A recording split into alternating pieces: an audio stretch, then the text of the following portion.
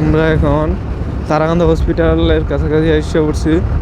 তারপরে যাবো তারাকান্দা, তারপরে কোতালদর, তারপরে হচ্ছে গোপালগঞ্জ, তারপরে সুন্দরগঞ্জ, তারপরে হচ্ছে আমরা মেন গন্তব্যে যাব। আমি এই পর্যন্ত যতগুলা মোটো ব্লগার ভিডিওগুলো দেখছি, বেশিরভাগ তারা বিভিন্ন ট্যুর, এই কক্সবাজার, সেন্ট মার্টিন, তারপরে রাঙামাটি, শাহজাগ, এইসব জায়গায় ডাইরেক্ট ভিডিও বানাইছে।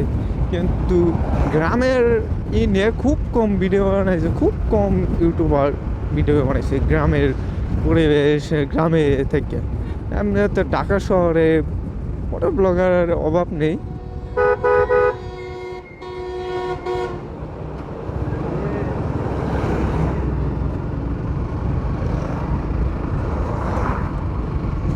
কালকে এরকম একটা জায়গা থেকে বাইচে যাওয়ার পরে থেকে ধরেন গাড়ি চালানোর ধরনই চেঞ্জ করে ফেলছি। এখন আমরা তারাকান্দা। আজকে আবার একটু আমি গাড়ি নিয়ে খুব কম হয়েছে, কারণ আমার গাড়ির লাইসেন্স নাই। কারণ সময় গাড়ি নিয়ে গেলাম, পুলিশ ধরলো, মামলা খেলাম, টাইট হয়ে আবার আসলাম, আবার কিছুদিন পরে গাড়ি নিয়ে গেলাম। এত সবসময় মামলা কার প্যারা নিতে পারতাম না, তাই খুব কম এই গাড়ি নিয়ে যায়।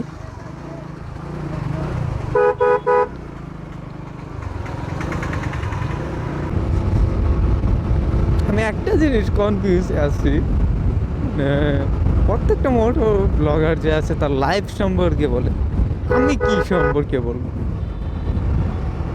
প্রথম অবস্থায় আমি প্রচুর ভাবছি, 1 মাস ধরে আমি চিন্তা ভাবনা করতেছি, সব কিছু বাউ করে বলতেছি করবাম।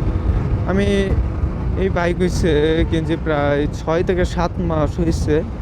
আবার আমি 2018 সালে বাইক চালায় আমি শিখছি আরেকজনের গাড়িতে। আবার 2019 সালে আপু গাড়ি কিনছিল, ওইটা অ্যাপাসি।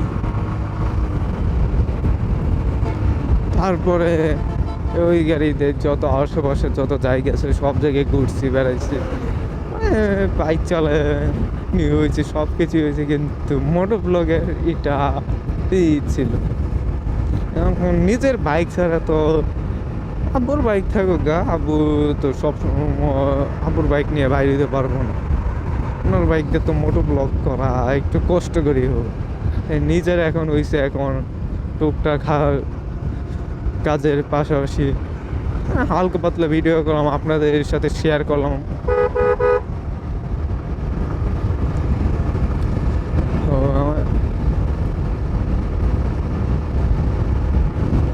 ভিডিওটা মনে হয় আজকে অনেক লং হয়ে যাবে, তো তাই এখানে কেটে দেই। ময়মনসিংহ আবার দেখাবো।